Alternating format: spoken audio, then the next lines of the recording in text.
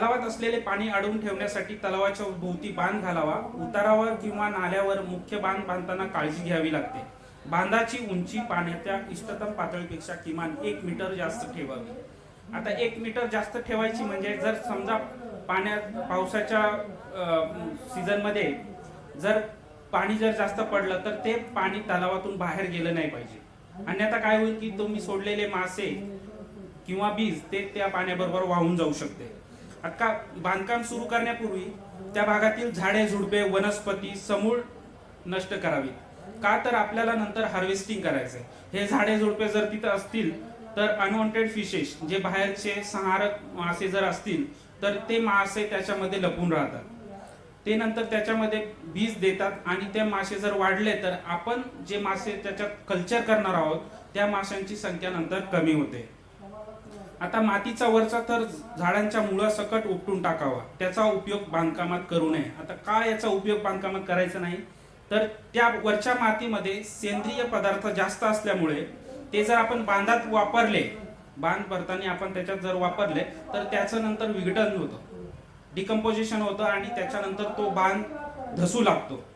म्हणजे त्या बांधाला क्षमता राहत नाही, तो बांध नंतर फुटू शकतो. त्याच्यामुळे हा वरचा थर जो आहे तो बाहेर काढून टाकायचा आणि नंतर खोदकाम चालू करताना वेगवेगळे थर लागतील.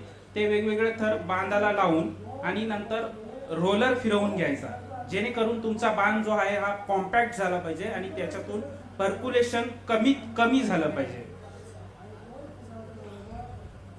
मत्स्य तलावामधील संवर्धनाकरिता मासे आणि झिंग्याच्या उपयुक्त जाती. ज्या प्रदेशात मत्स्यशेती करायची आहे तेथील हवामानाशी टक्कर देणारे मत्स्य जातींना साधले पाहिजे. ज्या हवामानात आपल्याला ती मासे वाढवायचे आहेत त्या प्रकारची प्रजाती आपल्याला उपलब्ध झाली पाहिजे आणि त्या हवामानाशी ती मिळती जुळती झाली पाहिजे. पुनरुत्पादन योग्य अशा जातीची निवड करणे फायदेशीर ठरते. म्हणजे त्याचं परत ब्रीडिंग झालं पाहिजे, त्याचं प्रजनन झालं पाहिजे, असे माशांची जाती आपण कल्चर कराव्यात. त्यांचा वाढीचा वेग उच्च दर्जाचा असावा. वाढीचा वेग जो आहे त्यांचा उच्च दर्जाचा असायला हवा, जेणेकरून 8 ते 10 महिन्यात आपल्याला साधारणपणे 1200 ग्रॅम ते 1.5 किलो पर्यंत आपल्याला ते मासे तयार होऊ शकतात. मत्स्य बीज अथवा कोळंबीचे बीज सुलभ रीतीने मिळवायला हवे. आता हे मत्स्य बीज किंवा कोळंबी जर केली तर कोळंबीचे बीज, आता आपण जर बाजारामध्ये ते बियाणंच जर अवेलेबल नसेल तर आपण त्या गोष्टीचं कल्चर करून काही उपयोग नाही. तर प्रथम या सगळ्या गोष्टी करायच्या अगोदर आपल्याला सीड कुठून अवेलेबल होईल, बियाणे कुठून अवेलेबल होईल याचा विचार करावा आणि त्या पद्धतीने आपण तलावाची निर्मिती करायला सुरुवात करावी. पाण्याच्या तळातील मध्यम भाग, पृष्ठभाग या विविध विभागात मिळणाऱ्या नैसर्गिक अन्नाचा पूर्ण उपयोग करता येणाऱ्या माशांच्या जाती निवडाव्यात. आता पाण्यामध्ये 1.5 मीटर जर तुमची खोली असेल तर त्यामध्ये 3 भाग पडतात: सरफेस एरिया, मिड कॉलम आणि बॉटम. त्याच्यामध्ये नैसर्गिक अन्न जे प्लॅन्क्टन तयार होतं ह्या तिन्ही विभागात विभागले जातात. तर मग अशा जाती निवडाव्यात की त्या तिन्ही भागातला प्लवंगाचा उपयोग करून किंवा खाद्य म्हणून उपयोग करतील आणि तिन्ही भाग वेगवेगळे ते वापरले जातील. त्याच्यानंतर परस्पर खाणाऱ्यांना मत्स्य जातीची निवड करू नये. म्हणजे त्यांच्यात कॅनेबलिझम नाही झाले पाहिजे, एकमेकांना ते खाणार नाहीत किंवा तसे त्या जाती नसतील अशा जाती निवडायला हव्यात. बाजारात मागणी असेल आणि चांगला विक्री दर मिळेल अशा माशांची निवड करायला हवी. नक्कीच आपण जर मत्स्य शेती करणार असेल तर आपण कुठले मासे निवडू की ज्या माशांना बाजारात योग्य भाव आहे, मागणी आहे, अशाच प्रजाती आपण निवडू. मत्स्य जातींची निवड करताना झपाट्याने वाढणारे बीज, सहज मोठ्या संख्येने उपलब्ध असणारे मासे असले पाहिजे. आता ह्या सगळ्या गोष्टींची जर अट ज्याला लागू पडत असेल, ह्या गोष्टी ज्याचे वैशिष्ट्य सगळ्यांना लागू पडत असतील असे मासे म्हणजे कटला, रोहू, मृगल. त्यालाच आपण इंडियन मेजर कार्प्स म्हणतो, भारतीय प्रमुख जातीचे कार्प्स. त्याच्यानंतर कोळंबीमध्ये जर विचार केला तर मॅक्रोबॅकियम रोझनबर्गी आणि मॅक्रोबॅकियम माल्कोम्सोनी ह्या 2 जाती ज्या आहेत त्या फ्रेश वॉटर प्रॉन्स आहेत, म्हणजे गोड्या पाण्यातील कोळंबी. आता अशा कोळंबींचं बीज सहज उपलब्ध असतं असं नाही. आता त्याचं कारण असं आहे की त्याचं जरी ब्रीडिंग फ्रेश वॉटरमध्ये होत असेल, त्यांचं मिलन, नर मादीचं मिलन जरी फ्रेश वॉटरमध्ये होत असेल, गोड्या पाण्यात होत असेल, तरी त्याची अंडी जेव्हा बाहेर येतात त्या अंड्यांना निम खारं पाणी इन्क्युबेशन म्हणजे उबवणीसाठी लागतं आणि त्या निमखऱ्या पाण्यातच त्या अंड्यांची उबवणी होते. त्याच्यानंतर तो लार्वा तिथं तयार होतो, पिल्ल तयार होतात आणि एक स्टेज पोस्ट लार्वा म्हणून एक स्टेज येते त्यांच्यामध्ये आणि ते पोस्ट लार्वा तयार झाल्यानंतर ते परत फ्रेश वॉटरकडे म्हणजे गोड्या पाण्याकडे मायग्रेट करत येतात. त्याच्यामुळे हे बीज जे आहे हे आपल्याला शक्यतो कोस्टल भागातच मिळेल, म्हणजे समुद्राच्या जवळपास जिथं निमखारं पाणी असते, खाडी असते, अशा ठिकाणी त्याच्या हॅचरीज आहेत. आपल्याकडे आंध्रामध्ये, नंतर केरळमध्ये, तामिळनाडू आणि इकडे कोलकातामध्ये आपल्याकडे त्या हॅचरीज आहेत. त्या विभागातून आपल्याला ते बीज सहज मिळू शकतं. हा आहे कटला मासा, जे प्रमुख आपण आता लक्षात घ्या की कटला, रोहू, मृगल यांचं संवर्धन कसं करायचं ह्याच विषयावर बोलतोय. जर तुम्ही त्याच्यात दुसरे कॅटफिशेस वापरत असाल, वाघूर वगैरे वापरत असाल तर याचा वाढीचा वेग आणि बाकीचे जे कॅरेक्टर्स आहेत त्याची तलावाची लांबी, रुंदी किंवा क्षेत्रफळ हे वेगळं असणार आहे. कटला हा मुख्यतः पाण्याच्या पृष्ठभागाजवळ राहतो. या माशाच्या अंगावरील खवले मोठे असतात. हा कार्प इतर कार्पच्या तुलनेत फार झपाट्याने वाढतो. तो पृष्ठभागाजवळील पाण्याच्या मधल्या थरातील प्लवंग खातो. या माशाचे डोके मोठे, रुंद असते आणि याचं तोंड वरच्या बाजूला असल्यामुळे हा पृष्ठभागाकडील अन्न खातो. म्हणजे तलावात जर तुम्ही टाकलात तर हा पृष्ठभागाजवळचे जेवढं अन्न असेल तो तेवढं खाऊ शकतो. त्याच्यानंतर रोहू झपाट्याने वाढणारा कार्पचा हा दुसरी जात, पाण्याच्या मधल्या थरात राहतो. त्याचे डोके कटल्याच्या तुलनेत लहान आहे. तोंड अरुंद असून किंचित खालच्या बाजूला वळलेले असते. तो मुख्यतः पाण्याच्या मधल्या थरातले अन्न खातो. यांच्या तोंडावरतून किंवा तोंडाच्या जे उघडझाप आहे याची मधल्या साईडला तोंडाची उघडझाप होते, म्हणून तो मधल्या अन्न खातो. त्याच्यानंतर मृगल. कटला, रोहू नंतर मत्स्यशेतीसाठी वापरला जाणारा कार्प म्हणजे मृगल. तो तळ्याच्या तळाशी वावरतो. तळ्याच्या चिखलातील सेंद्रिय अन्न पदार्थ, पान, वनस्पतीचे तुकडे, शेवाळ, लवंग हे त्याचे खाद्य आहे. शरीर सट, पातळ, डोके लहान, तोंड अरुण असते. त्याचे पातळ ओठ व पुढल्या बाजूला असणाऱ्या मुखामुळे त्याला तळाकडचे अन्न खाणे सोपे जाते.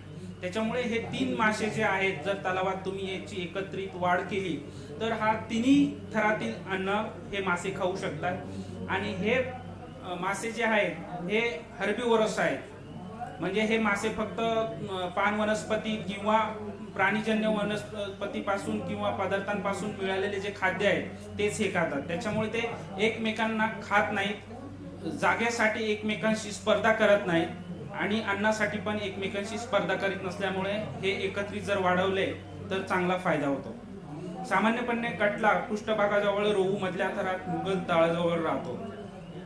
त्यांच्या तोंडाच्या रचनेवरतून त्यांचा अन्न मिळवण्याची योग्य असते. तिन्ही जाती एकत्र वाढवल्यास अन्नासाठी एकमेकांशी स्पर्धा करीत नाहीत.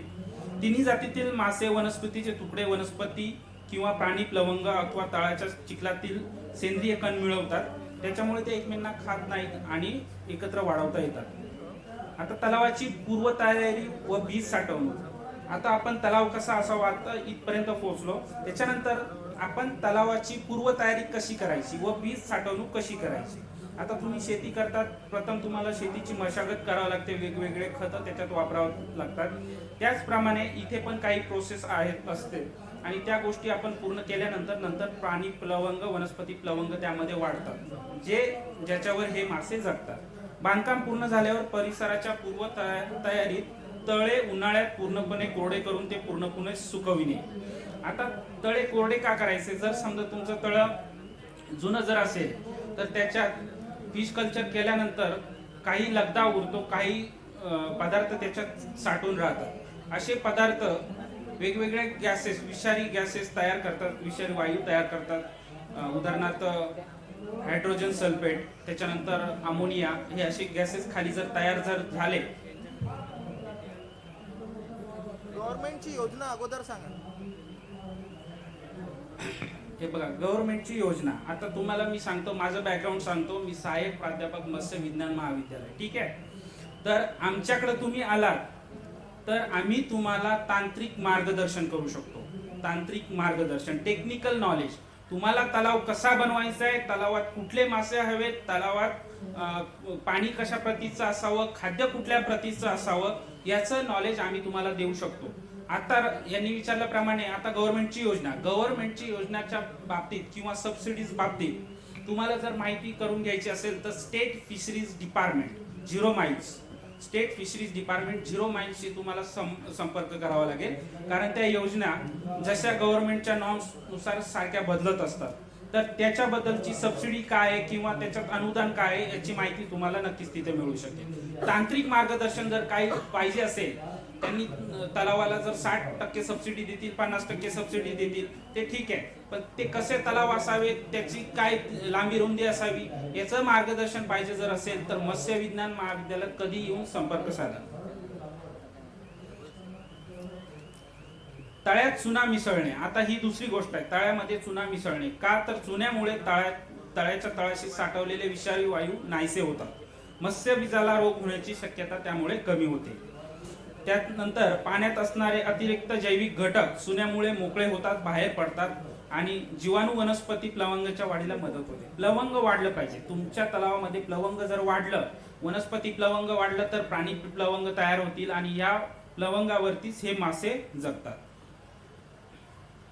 आता तळ्यातील तणाचे निकृष्ट जातीचे माशांचे निर्मूलन करणे. मत्स्यबीज सोडण्यापूर्वी 2 गोष्टी करणे आवश्यक आहे. तळ्यातील तण किंवा पान वनस्पती आणि तण हे काढून टाकणे गरजेचे असते, जेणेकरून तुम्ही हार्वेस्टिंग कराल त्यावेळेस त्याचा अडथळा व्हायला नको. त्याच्यानंतर स्थानिक निकृष्ट संहारक मासे नष्ट करणे. ह्या 2 गोष्टी आपल्याला त्यामधून नष्ट करायच्यात. ह्या संहारक मासे जर असतील आणि तुम्ही बीज जर सोडलं तर ते बीज पहिल्याच फेज मध्ये ते संपू शकतं. त्याच्यामुळे आपल्याला हे मासे काढून टाकायचे आहेत. आता तण कसे काढणार आपण, तर पृष्ठभागावरती तरंगणाऱ्या वनस्पती हाताने किंवा जाळी लावून काढून टाकता येतात. त्यानंतर काटेरी तारा पाण्यात तळापासून ओढून फिरवल्या तर पाण्यात पूर्ण बुडालेल्या वनस्पती मुळासकट काढून टाकता येतात. मॅक्सिमम जास्तीत जास्त वेळेस काय होतं, हायड्रिला नावाची वनस्पती त्या तळ्यामध्ये वाढते. त्याच्यामुळे नंतर आपल्याला संहारक मासे काढता येऊ शकत नाही, कारण ह्या अशा जागी ते लपलेले असतात. नंतर हार्वेस्टिंग करताना आपल्याला त्याचा प्रॉब्लेम होतो. त्याच्यामुळे हे मासे जाळे तारा जर वापरल्या तर त्या वनस्पती सगळ्या निघून येतात. सर्वात चांगला उपाय म्हणजे गवत्या मासा सोडणे. गवत्या मासा ही कार्पची प्रजाती आहे. हे गवत्या मासा हा फॉरेन स्पेसीज आहे, ही आपल्या भारताची स्पेसीज नाही, ही बाहेरून मागवलेली स्पेसीज आहे, कार्प जातीत येते. हा मासा दिवसाकाठी 1 किलो वनस्पतींचा पळशा पाडतो. 1 किलो वनस्पती जवळपास हा खाऊ शकतो. तलावात आपण मासे सोडण्यापूर्वी जर हा मासा सोडला तर पान वनस्पतींचं निर्मूलन होऊ शकतं. तळे जर बारमाही असेल आणि पाणी पूर्णपणे काढून घेता येणे शक्य जर नसेल तर मग पान वनस्पतींसाठी आपल्याला विषारी द्रव्यांचा वापर करावा लागतो. ट्रॅफिडिन नावाचं एक द्रव्य आपल्याला उपलब्ध असतं. हे द्रव्य 1 घनमीटर पाण्याला 0.05 ग्रॅम्स इतके वापरायचा याचा डोस आहे तेवढा. मत्स्यबीज सोडण्यापूर्वी 3 महिने तरी आधी हे विष वापरावं लागते. पाण्यात याचा परिणाम जवळपास 2 महिने राहतो आणि 3 महिन्यानंतर आपल्याला ते बीज आपण त्याच्यामध्ये सोडू शकतो. हे वारंवार वापरून आपल्याला चालणार नाही, कारण नंतर याचा इफेक्ट जो असतो नंतर पूर्णपणे काढून टाकणे अशक्य होते. मत्स्य बीजावर त्याचा वाईट परिणाम सुद्धा होऊ शकतो आणि हे ट्रॅपिडिन हे द्रव्य किंवा केमिकल्स वापरण्या अगोदर मत्स्य तज्ञांचा सल्ला घेणे गरजेचे असते.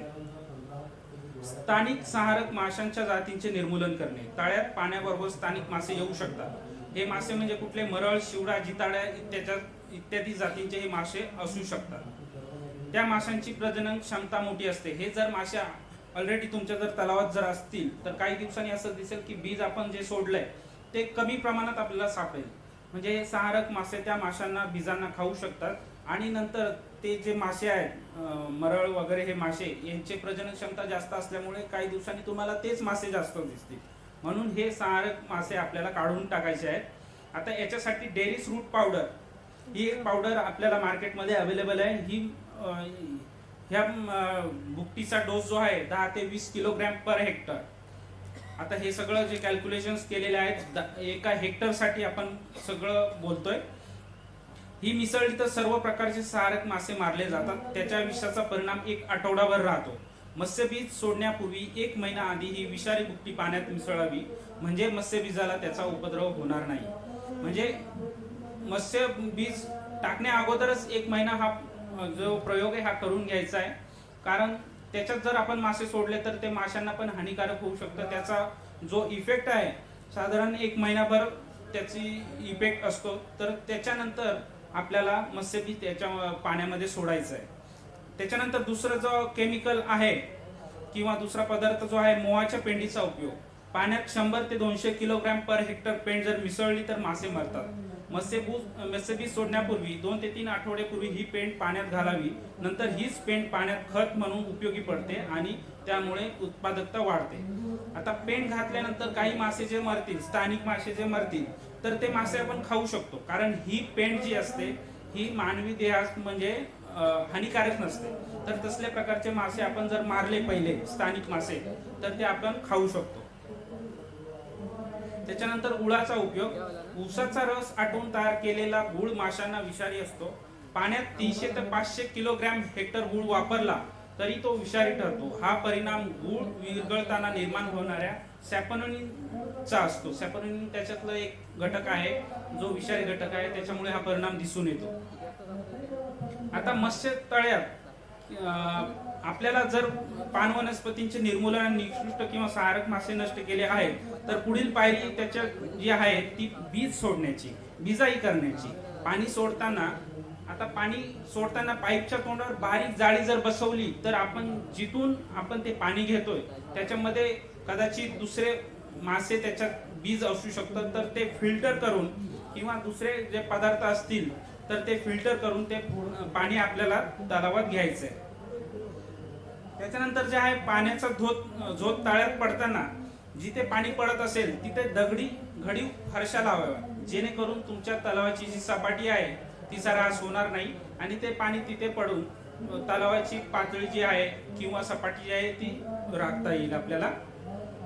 त्याच्यानंतर खत द्यायची आहेत. आपल्या खतांची मात्रा काय असावी. आता सेंद्रिय खत, असेंद्रिय खत दोन्ही खते आपल्याला त्यात द्यायची आहेत. जसे आपण इतर पिकांच्या शेतीला वापरतो तशीच खताची मात्रा आपल्याला इथं द्यायची आहे.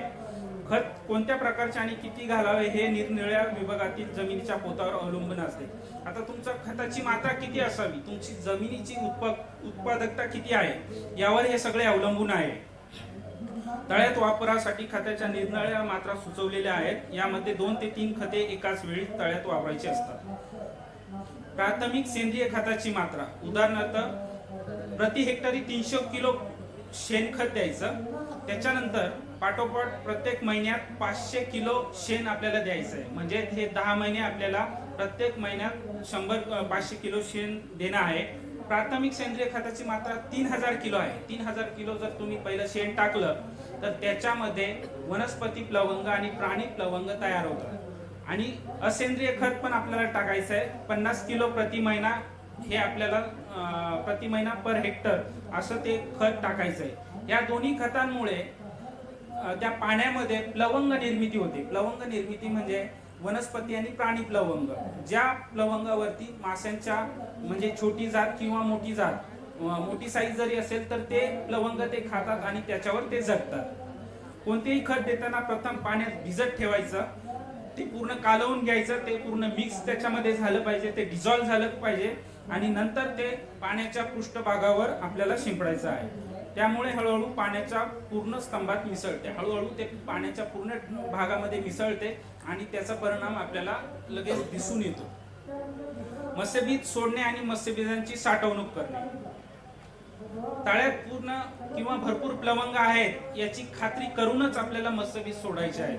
नाहीतर मत्स्यबीज तुम्ही सोडल्यानंतर प्लवंग जर नसतील तर ते तेव्हाच आपल्याला ते माशांची मरतूक दिसून येईल.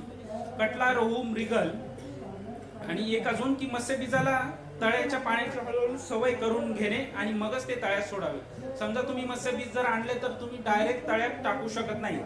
तसं जर केलं तर तुम्ही ज्या पिशवीतून किंवा डब्यातून मत्स्यबीज आणतात त्या पाण्याचे गुणधर्म आणि तळ्यातील पाण्याचे गुणधर्म हे वेगळे असतात. त्याच्यात महत्वाचं म्हणजे डिझॉल्व ऑक्सिजन, प्राणवायू, त्याच्यानंतर पीएच, सामू आणि नंतर त्याचं तापमान, पाण्याचं तापमान. त्याचा जर शॉक लागला म्हणजे तुम्ही मत्स्यबीज ज्या डब्यातून आणलं असेल त्याचं पाणी 30 सेंटीग्रेड असेल आणि तळ्यातील पाणी तुमचं 20 किंवा 25 पर्यंत असेल तर सडनली तुम्ही जर ते मत्स्यबीज त्याच्यात जर टाकलं तर त्याचा टेम्परेचर शॉक येऊन मृत्यू होऊ शकते. त्याच्यामुळे अशा डबे किंवा पाण्याच्या मत्स्यबीजाच्या ज्या पिशव्या आहेत त्या प्रथम तळ्यामध्ये सोडून द्यायच्या. आहे त्या स्थितीत पॅकिंग मध्येच त्या तळ्यामध्ये सोडून द्यायचं. नंतर तळ्याचं तापमान आणि पिशवीतलं तापमान किंवा डब्यातलं तापमान, पाण्याचं तापमान जे आहे ते मिळतं जुळतं होतं. काही वेळाने ते मिळतं जुळतं होतं. नंतर ती पिशवी ओपन करून उघडायची ती पिशवी आणि त्याच्यानंतर तळ्यातील थोडंसं पाणी हळूवारपणे त्याच्यात टाकायचं. 1-2 लिटर पाणी जर त्याच्यात मिक्स केलं तर तळ्यातील पाण्याचे गुणधर्म आणि त्या डब्यातील पाण्याचे गुणधर्म हे एकत्र होतात. म्हणजे प्राणवायू आणि त्याच्यानंतर पीएच सामू हा एकत्र झाल्यानंतर आणि असं एक अर्धा तास किंवा 1 तासानंतर ते पूर्ण जो डब्बा आहे किंवा विजाची पिशवी आहे ती तळ्यात आपण सोडू शकतो. डायरेक्ट आपण जर तळ्यात सोडली तर त्याची तिथेच साधारण 40% किंवा 60% पर्यंत मृत्यू होण्याची चान्सेस असतात तिथे. आणि नंतर आपल्याला मत्स्यबीज ते पुढे वाढायचा काही प्रश्नच येत नाही. मग कटला, रोहू, मृगल यांचे मत्स्यबीज सोडण्याचे प्रमाण 2-3-2 असे असावे. तळ जर 5 मीटरपेक्षा अधिक खोल जर असेल तर रोहूचं प्रमाण हे 4 ठेवावं. आता मत्स्य शेती करताना 10 ते 15 हजार बोटुकली 10 ते 15 हजार बोटुकली प्रति हेक्टर आपण सोडू शकतो. प्रति हेक्टर आपण सोडू शकतो. पण जर तुम्ही एरिएटर्स म्हणजे जे तळ्यामध्ये यंत्र बसवलेले असतात ते काय करतात की प्राणवायूचं प्रमाण वाढवतात. पाणी स्प्लॅश करतात आणि फवारा त्याच्यातून तयार होतो आणि त्याच्यामुळे प्राणवायू वाढतो. असे यंत्र जर आपण बसवले तर आपण हे प्रति हेक्टरी जे त्याची स्टॉकिंग डेन्सिटी बिजाई करायचं जे प्रमाण आहे ते 25 ते 30 हजारापर्यंत पण वाढवू शकतो. पण त्याच्यासाठी तुमच्या मत्स्य तलावामध्ये 4 ते 5 एरिएटर्स, पॅडल व्हील एरिएटर्स आपल्याला बसवावे लागतील आणि ते इंटेन्सिव्ह कल्चर त्याचं आपण करू शकतो. आणि खत व पूरक अन्न न घालता नुसत्याच नैसर्गिक अन्नावर म्हणजे वनस्पती आणि प्राणी प्लवंगावर जर ते तयार करायचं असेल, बीज आपल्याला वाढवायचं असेल तर प्रति हेक्टरी फक्त 3 ते 4 हजार बोटुकलीच आपल्याला सोडायला हवी. जेणेकरून आपल्याला त्याच्यात एक्स्ट्रा म्हणजे जे पूरक खाद्य टाकायची गरज नाही किंवा आपल्याला खत टाकायची गरज नाही. जे नैसर्गिक आहे त्याच्यावर ते वाढू शकतात. आता पूरक खाद्यांचे नियोजन. नैसर्गिक उत्पादकता, खताच्या वापरामुळे वाढलेली उत्पादकता यांच्या जोडीला पूरक खाद्य दिल्यास माशांची वाढ झपाट्याने होते. आता पूरक खाद्य कुठलं आहे तर शेंगदाणा, तीळ, कोरटे, सूर्यफुलाचे बी याच्यापासून खाद्यतेल वेगळं केल्यानंतर जी पेंड राहते ते एक पूरक खाद्य झालं. त्याच्याच बरोबर भाताचा कोंडा आणि ह्या सगळ्या पेंड यांचं एकाच एक प्रमाणात 50 किलो जर आपण भाताचा कोंडा वापरला तर 50 किलो पेंड याचं मिश्रण करून आपण हे पूरक खाद्य त्या माशांसाठी वापरू शकतो. आता हे कसं वापरायचं आहे की थोडंसं पाणी त्याच्यात टाकून एक पेस्टी त्याला तयार करायचं. थोडंसं त्याला मॉइश्चर आलं पाहिजे. त्याच्यानंतर आपण तलावामध्ये ते टाकू शकतो किंवा हे सगळं जे खाद्य आहे ते पिशवीत बांधून तलावामध्ये सोडून देऊ शकतो. आणि त्या पिशव्यांना आपल्याला होल पाडायचे असतात. जसे माशांना भूक लागते तसे ते मासे ते पिशवीमधलं अन्न खातात आणि मग त्या पिशव्या 1-1.5 दिवसात रिकाम्या झाल्या की परत आपल्याला त्या भरायच्या आहेत. जेणेकरून काय होतं की एक्स्ट्रा फीडिंग त्याला होत नाही आणि तुमचा तलावाचा तळ जो असतो तो व्यवस्थित राहतो, तो खराब होत नाही. जर फीडिंग तुम्ही जास्त केलं, प्रमाणापेक्षा जर जास्त झालं तर त्याचे पण आपल्याला निगेटिव्ह इफेक्ट्स येऊ शकतात. तुमचे मासे जे आहेत त्या तळातील प्राणवायू जो आहे त्याचं प्रमाण कमी होऊ शकतं आणि माशांची मृत्यू मोठ्या प्रमाणात होऊ शकते. कार्प जातींचे मासे शाकाहारी असल्यामुळे भाताचा कोंडा व शेंगदाणा पेंड याचे सम प्रमाणातील मिक्स खाद्य म्हणून वापरले जाते.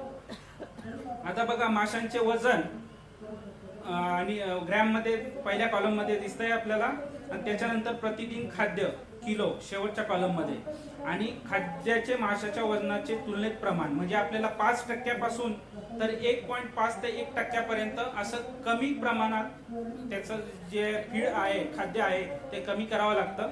पण त्याच्यात काय होतं की प्रतिदिन जे खाद्य आहे ते वाढत जातं. मासा जसा वाढत जातो, पहिलं मासा छोटा असतो त्यावेळेस पहिल्या महिन्यात आपल्याला 5% फीड द्यायचंय म्हणजे पूर्ण जेवढे मासे असतील त्याच्या वजनाच्या 5% आणि वजन नंतर वाढत जातं. त्याच्यानंतर ते खाद्य प्रतिदिन खाद्य आहे त्याची क्वांटिटी पण वाढत जाते जरी त्याचं प्रमाण कमी होत असेल तरी.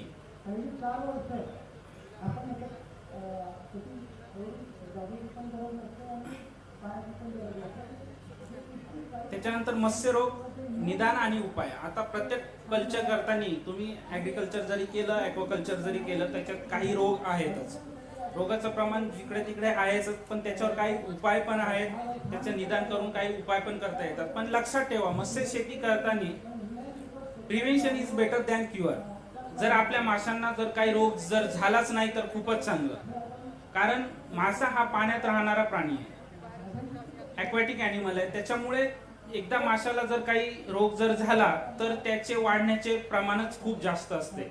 आणि प्रत्येक मासा आपण तलावाच्या बाहेर काढून त्याला क्युअर करू शकू, त्याला काही उपचार करू शकू, अशा गोष्टी खूपच कमी प्रमाणात आहेत.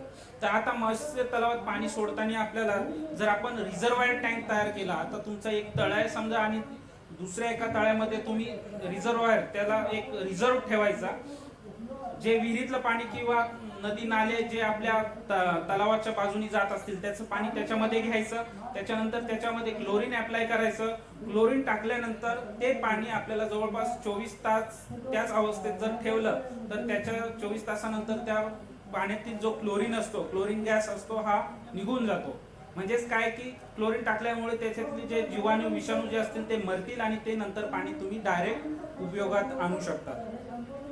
जर आपण मत्स्यांची म्हणजे ही व्यवस्थित काळजी घेतली, पाण्याची प्रत जर राखली, तर आपल्या कल्चरला काही म्हणजे रोग व्हायचे चान्सेस खूप कमी होऊन जातात.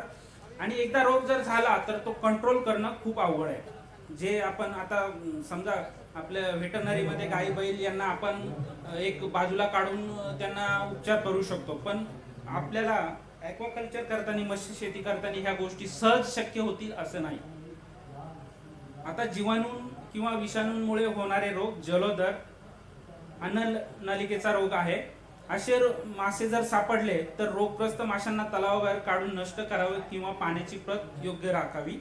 त्याच्यानंतर अल्सर किंवा गाठीचा रोग, त्वचेवर गाठी येतात. अतिरोगग्रस्त माशांना तलावात काढून नष्ट करता येऊ शकतं. आपण तलावातून मासे कधी काढतो, आता तुम्ही तलावात बिजाई केल्यानंतर 10 ते 15 दिवसांनी आपल्याला त्याला सॅम्पलिंग करावं लागते. म्हणजे ते मासे बाहेर काढून त्या माशांचं वजन किती झालं, त्या वजनावरतून आपल्याला फिडिंग रेट, खाद्याचं प्रमाण ठरवावं लागतं आणि त्याप्रमाणे प्रतिदिन खाद्य द्यावं लागतं. अशा वेळेस आपल्याला त्या माशांना काही इजा असेल किंवा काही रोगराई असेल तर ते लक्षात येऊ शकतात. त्याच्यासाठी आपलं निरीक्षण चांगलं पाहिजे. अल्सर किंवा गाठीचा रोग जर झाला असेल तर हे मासे तलावातून अतिरोगग्रस्त मासे काढून टाकता येतात किंवा तलावातील पाण्यामध्ये पोटॅशियम परमॅंगनेटचे द्रावण आपण मिक्स करू शकतो. त्याच्यानंतर डोळ्याचे विकार, डोळ्यांच्या बुबुळात रक्त जमा झाल्यामुळे लाल भडक दिसतात. हे त्याचे कॅरेक्टर्स आहेत, त्यांचे सिम्पटम्स आपल्याला दिसतील. डोळे अपारदर्शक होतात, डोळे घट्ट होतात व मासा मरतो. आता याला काय मोरचूद किंवा पोटॅशियम परमॅंगनेटचे किंवा क्लोरोमायसिनच्या द्रावणाचे वापर करता येतो. त्याच्यानंतर पंख व शेपटीचा क्षय रोग हा संसर्गजन्य रोग आहे. 0.5 भाग प्रति 1000 मोरचूद द्रावणाचा आपल्याला वापर याच्यामध्ये करता येतो. त्याच्यानंतर सॅप्रोलोग्निया बुरशी, ही बुरशी त्याच्यामध्ये होऊ शकते. अशी जर बुरशी जर झाली तर लोकरीसारखे पांढरट राखाडी डाग दिसतात. पाण्यामध्ये 3% मिठाचे द्रावण किंवा 0.5 भाग प्रति 1000 मोरचूद द्रावणाचा वापर जर केला तर ते इफेक्टिव्ह ठरू शकते. नंतर एक पेशी प्राण्यांपासून होणारे रोग, पांढरे डाग, व्हाईट स्पॉट दिसतो. त्यामध्ये काय होतं की शरीरावर व परावर प्रथम खोल पांढरे डाग दिसू लागतात. माशाचे शरीर सतत थरथरत असते आणि मासे अडखळत पोहताना दिसतात. अशामध्ये काय करायचं, 50% मिथिलेन ब्लू द्रावणाच्या व मिठाच्या द्रावणाचा वापर करता येतो. मोठ्या प्रमाणात प्रादुर्भाव जर झाला असेल तर ते मासे आपल्याला नष्ट करावे लागतात. त्याच्यानंतर मत्स्य ऊ, फिश अर्बुलस, ही ऊ आपल्याला दिसू शकते. जर मासा आपण सॅम्पलिंगसाठी जर बाहेर काढला असेल तर त्याच्या परावर, शरीरावर ही ऊ आपल्याला दिसू शकते. मासा विचित्रपणे पाण्यात पोहताना आढळतो. रोगाचे प्रमाण वाढल्यास शरीरावर रक्ताचे तांबडे डाग दिसतात. माशांच्या शरीरात रंगात बदल होतो. फॉर्मेलिन व मेलेसाइट ग्रीनचं मिश्रण जे आहे हे वापरायचं. आता हे थोडीशी तांत्रिक बाब आहे, याच्यासाठी जर आपण तज्ञांचा सल्ला जर घेतला तर ही गोष्ट आपण आटोक्यात आणू शकता. त्याच्यानंतर लीच पण ही कृमी आहे रक्त शोषणारी. ही मत्स्य तलावात काटाशी तळाशी स्थिर अवस्थेत दिसतो. नंतर माशाच्या शरीरावर लालसर डाग दिसतात. मीठ व मेटिफोलेट द्रावणाचा वापर आपल्याला त्यामध्ये करता येतो. त्याच्यानंतर आहाराविषयक रोग, जर आहार कमी जास्त प्रमाणात जर झाला असेल, त्याचे घटक जर कमी समतोल असमतोल असतील तर हा रोग आपल्याला दिसू शकतो. त्यानंतर इपिझोटिक अल्सरेटिव्ह सिंड्रोम हा एक माशांच्या जीवनातला महामारी रोग आहे. हा खूप मोठ्या प्रमाणात जर झाला किंवा हा जर झाला तर तुमचं जे कल्चर असतं पूर्ण नष्ट होऊ शकतं. आता याच्यावरती एक उपाय, एक आपली केंद्रीय गोड्या पाण्यातील संवर्धन संस्था आहे भुवनेश्वर, या संस्थेने सिपॅक्स नावाचे औषध निर्माण केले आहे आणि हे याच्यावर चांगलं प्रभावी आहे. हे बघा फोटोमध्ये तुम्हाला दिसत असेल पंख व शेपटाचा क्षयरोग, त्याच्यानंतर सॅप्रोलॅग्निया बुरशी दिसते, त्याच्यानंतर अल्सर किंवा गाठीचा रोग अशा प्रकारे असतो. नंतर ड्रॉप्सी म्हणून एक रोग असतो, तो अशा प्रकारे दिसतो. नंतर मत्स्यऊ कशी असते तर हे आपल्याला फोटोमध्ये दिसतंय. हे मत्स्यऊ आपण याच्यामधून माशांच्या अंगावरतून एक सॅम्पलिंग मध्ये आपल्याला मासे जर काढले आपल्याला मिळाले तर ते आपण चिमट्याच्या साहाय्याने ही ऊ आपण त्याच्यावरतून काढू शकतो. आता याचं इकॉनॉमिक्स काय, एका हेक्टरला जर आपण मत्स्य शेती जर केली, IMC रोहू कटला मृगर जर सोडले, एका हेक्टरचा आपण हिशोब करतोय त्याप्रमाणेच आपण हे इकॉनॉमिक्स काढलेले आहे. आता बघा तुम्ही भांडवली खर्च. आता हा जो खर्च आहे हे सगळ्या जे तुम्हाला कॅरेक्टर दिसतात 1 ते 5, नंतर ब विभागात 1 ते 6, हे खर्च जो असतो हा आपल्या विभागावाईज कमी जास्त होऊ शकतो. लक्षात ठेवा, तळे बांधणीसाठी लागणारा खर्च 2.5 लाख रुपये, एका हेक्टरला 2.5 लाख. आता ट्रॅक्टरच्या साहाय्याने जर तळे बांधले तर त्याचा वेगळा खर्च होऊ शकतो, पण तोच खर्च आपण जर JCB आणि मोठे इक्विपमेंट लावून करायचं म्हटले तर तो खर्च वाढू शकतो. आता ट्रॅक्टर वापरून आपल्याकडे जे राजस्थानी कारागीर येतात, आता हे राजस्थानी कारागीर जे ट्रॅक्टर्स वगैरे घेऊन येतात हे त्या गोष्टीमध्ये एक्सपर्ट आहेत. जे शेततळी बांधायची असतात याच्यासाठी ते लोक चांगले प्रशिक्षित आहेत किंवा त्यांना त्या पहिल्यापासून ते कामं करत असल्यामुळे त्यांना त्याचा चांगला अनुभव आहे आणि त्यांच्याकडून जर काम करून घेतलं तर ते नक्कीच आपल्याला थोडं कमी भावात पडतं. नंतर मासेमारी जाळी, पंप व इतर सामुग्री, याचा हे भांडवली खर्च आहे. याचा खर्च आपल्याला 2,90,000 पर्यंत येऊ शकतो. नंतर खेळते भांडवल, म्हणजे प्रत्येक वेळेस कल्चर करायचं असेल तर आपल्याला खेळते भांडवल किती लागेल, तलावाची पूर्वतयारी, नांगरणी येईल, त्याच्यामध्ये झाडझुडपं काढायचे असतील तर त्याच्यासाठी 5,000. त्याच्यानंतर शेणखत, नंतर मत्स्य बोटुकली. आता मत्स्य बोटुकली लक्ष द्या, 600 रुपये प्रति 1000 नग मत्स्य बोटुकली. आता ही मत्स्य बोटुकली ही आयडियल साईज आहे की ती तलावामध्ये वाढवली पाहिजे. हा पूर्ण खेळते भांडवलाचा खर्च आपल्याला 4,25,400 रुपयापर्यंत जाऊ शकतो. त्याच्यानंतर आपल्याला हा टोटल खर्च झाला 4,25,400 अधिक 2,90,000, तो झाला 7,15,400. आता आपण एका हेक्टर मध्ये 1500 नग मत्स्य बोटुकली, 5 नंबर बघा, 1500 नग जर टाकले असतील तर त्याच्यात 20% जरी मरतूक जर पकडली आपण तर 1200 नग आपल्याला मिळायला पाहिजे. म्हणजे 9 ते 10 महिन्याच्या कालावधीत आपला मासा जवळपास 1 किलो जर वाढला तर 1200 किलो आपल्याला ते उत्पन्न मिळालं पाहिजे. 1200 किलो जर उत्पन्न मिळालं, एक मासा तुमचा 1 किलोच्या वरती किंवा 1 किलो जर असेल तर त्याला अंदाजी सरासरी भाव 70 रुपये मार्केटमध्ये हा मिळालाच पाहिजे. 70 रुपये.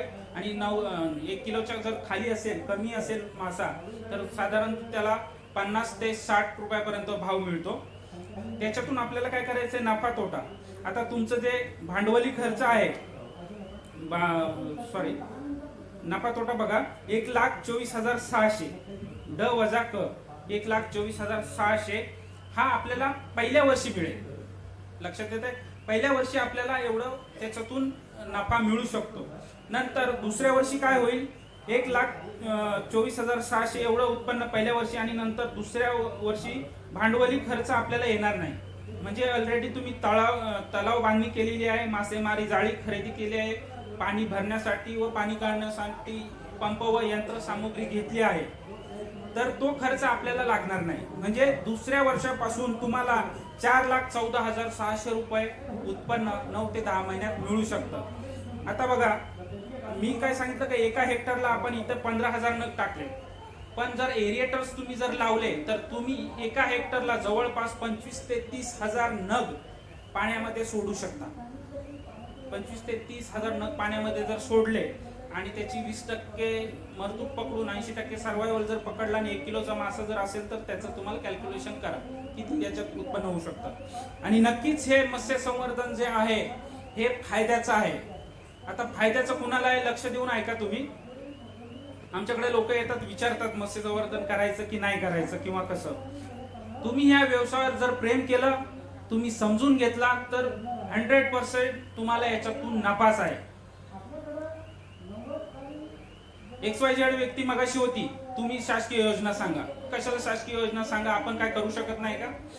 पहिलं तंत्रज्ञान आपल्याला काय, टेक्निकल नॉलेज आपल्याला आहे की नाही ह्या गोष्टीचा पहिला विचार करा. टेक्निकल नॉलेज जर असेल तर आपण काय करायचं ते बघू. नफा तो शासकीय योजना येतच असतात जातच असतात, त्याचा पण आपल्याला लाभ घेता येतो. नक्कीच योजना चांगल्या आहेत, सुंदर आहेत, त्याचा लाभ आपल्याला घेता येतो. पण प्रथम तुम्ही आपल्याला टेक्निकल नॉलेज, आता मत्स्यशेती जर सुरू करायची असेल तर 4 ठिकाणी जा, स्वतः जा, बघा. आंध्र प्रदेश सारख्या एक राज्यामध्ये मत्स्यशेती किती प्रगतशील आहे हे बघून या. East Godavari, west Godavari district आपण जर बघितले, काकीनाडा वगैरे डिस्ट्रिक्ट आपण जर बघितले तर तिथे शेती कमी आणि मत्स्य संवर्धन जास्त प्रमाणात दिसेल. या व्यवसायावर जर प्रेम केलं, व्यवस्थित लक्ष देऊन जर केलं आणि स्वतः जर केलं, तुम्ही जर शेठ झाले आणि तुमच्या लेबरला ती मत्स्यशेती सांभाळायला दिली तर काही होणार नाही, झिरो होईल, तुम्ही लॉस मध्ये जाल. आमच्याकडे प्रत्येक जी व्यक्ती आमच्या विद्यालयात येते, महाविद्यालयात येते, प्रथम आम्हाला ते सबसिडीचं विचारतात. सबसिडी विचारा पहिलं, पण तुम्ही टेक्निकल नॉलेज आपल्याला आहे का, तांत्रिक दृष्ट्या आपण सक्षम आहोत का शेती करायला. नाहीतर मत्स्य संवर्धन हे जर केलं आणि आपल्याला त्याची तांत्रिक माहितीच नसेल तर आपण लॉस मध्ये सुद्धा जाऊ शकता. आणि असे लोक पण आहेत की जे रस्त्यावर पण आलेले आहेत. तर स्वतः मत्स्यशेती जर करायची असेल तर स्वतः शिका, दुसऱ्यावर विसंबून राहू नका आणि तरच या मत्स्यशेतीत उतरा. किंवा हा उगाच तुम्ही इथं आलाय ऐकलं आणि गेले आणि काहीतरी केलं अशातला भाग नाही. आता तुम्ही आपण जनावरं पाळू शकतो, जनावरं पाळायचं ज्ञान सगळ्यांनाच असतं, पण मासा पाण्यात काय करतो कुणाला माहिती नसतं, काय खातो काय करतो कुणाला माहिती नसतं. आमच्याकडे एक व्यक्ती अशी आली होती, मी जपानमध्ये इंटरनेटवर कल्चर बघितलं, मला तसं करायचंय. तुला सगळं करायचंय. मी जेव्हा त्याला विचारलं मासा काय खातो, माहिती नाही म्हणतो. मग कशाला करतो. जर मत्स्यशेती जर करायची असेल, व्यवस्थित तांत्रिक मार्गदर्शन घ्या. मत्स्य विज्ञान महाविद्यालय तेलंगखेडी हनुमान मंदिरासमोर आहे, तिथे आमचे सगळे तज्ञ व्यक्ती तिथे असतात. तुम्हाला जी तंत्रज्ञान माहिती पाहिजे असेल, तांत्रिक माहिती पाहिजे असेल तर कधी कॉलेजला या, आम्ही माहिती देऊ. पण सबसिडीज वगैरे याच्या बाबतीत तुमचा काही विषय असेल तर स्टेट फिशरीज डिपार्टमेंट 0 माइल्सला तुम्ही संपर्क साधा. थँक्यू. तुमचे काही प्रश्न असतील तर कृपया विचारा, मी प्रयत्न करेन की तुम्हाला त्याचं डाऊट क्लिअर करायचं राहिला. हे IMC साठी आपण कल्चर बघितलं. IMC साठी मी तुम्हाला सांगितलं 0.4 हेक्टर टू 1 हेक्टर, म्हणजे 1 एकर पासून तर 1 हेक्टर पर्यंत आपल्याला जागा गरजेची असते. पण तुम्ही मागूर माशाचं जर संगोपन केलं तर मागूर मासा आपण किमान 1000 मीटर स्क्वेअर पासून पण त्याला वाढवू शकतो. कमीत कमी जागेत तो वाढू शकतो. त्याची स्टॉकिंग डेन्सिटी बघा, एका हेक्टरला ते मासे आपण जवळपास 1 लाख या प्रमाणात त्याची बीज साठवू शकतो. आता हे आपण का करू शकतो की त्याच्यामध्ये हा मासा एअर ब्रीदिंग आहे. एअर ब्रीदिंग पाण्याच्या पृष्ठभागाच्या वरती येऊन तो श्वास घेतो. त्याच्यामुळे तो मासा तलावात जास्त प्रमाणात जरी असला तर त्या तलावात पाण्याचं म्हणजे डिझॉल्व ऑक्सिजन जो असतो तो जरी कमी असेल तरी त्याला चालतं. हा मागूर माशाची जर मार्केटला तुम्ही चौकशी जर केली तर जवळपास आज 450-500 रुपये किलो पर्यंत विकला जातो. आता ह्या मागूरचं बीज आता लक्षात घ्या, मागूर गावठी मागूर आणि हायब्रिड मागूर, जो तुम्ही काळा मिशीवाला वागूर जो बघता मार्केटमध्ये बघता, ती एक बाहेरची प्रजाती आहे आणि त्या प्रजातीवरती भारत सरकारचा बॅन आहे. आता तो बॅन का आहे, भारत सरकार तो अलाउड करत नाही. त्याचं संवर्धन करण्यासाठी तो आपल्याकडे त्याला मान्यता नाही. का तर तो हायली कार्निवरस स्पेसीज आहे. ती स्पेसीज जर तुमच्या इतर तलावात गेली दुसऱ्या वॉटर बॉडीमध्ये जर गेली तर तिथील स्थानिक मासे जे असतात तो पूर्ण फस्त करून टाकतो, संपवून टाकतो. म्हणून ती जी मागूर हायब्रिड मागूर जी आहे ती बॅन आहे, हे लक्षात ठेवा. जे तुम्ही सर्रास मार्केटमध्ये बघता काळा कलरचा जो मोठा मासा असतो मागूर मासा, तो बॅन आहे. आणि त्यालाच आपण पर्याय म्हणून गावठी मागूर हा याचं संवर्धन करू शकतो, त्याचं कल्चर करू शकतो आणि मार्केटला त्याची डिमांड मोठ्या प्रमाणात आहे. थँक्यू. काय असेल तर विचारा कृपया. सर, माझ्याकडे मी 15 डबे घातले होते फिशचे, रोहूचे कलकत्त्यावर मागितले होते. त्यांना मी एका डबक्यामध्ये टाकलाय. त्या 15,000 तिथं राहायला पाहिजे, तिथून फक्त मला 100च उरले. तुमचं एरिया किती आहे, क्षेत्रफळ किती आहे? शेतीचं क्षेत्रफळ, तलावाचं क्षेत्रफळ वेगळं सर, पण एक मोठा असल्या कारणाने खूप खोल आहे तो. मी तुम्हाला तेच सांगतो, लक्षात घ्या. मासा तुम्ही एक 100 फूट जरी खाली खोली केली आणि त्याचा वरचा जो सरफेस एरिया जर कमी असेल तर त्याच्यात माशाची वाढ होणार नाही. मासा व्हर्टिकल मुवमेंट करत नाही, तो हॉरिझॉन्टल मुवमेंट करतो. आडवी त्याला गती पाहिजे असते, तरच तो मासा वाढू शकतो. भले तुमची त्या तलावाची 1.5 मीटर जर खोली असेल तरी त्याच्यामध्ये मासा वाढू शकतो, पण त्याला खोली जास्त चालत नाही. व्हर्टिकल मुवमेंट माशाची होत नाही. विचारतील. नक्कीच आपलं स्वागत आहे आमच्याकडे. मत्स्य महाविज्ञान विद्यालयामध्ये आलात, महाविद्यालयात जर आलात, ज्याला खरंच स्वतःला आवड असेल मत्स्य शेती करायची तर त्यांनी कृपया आमच्याकडे या.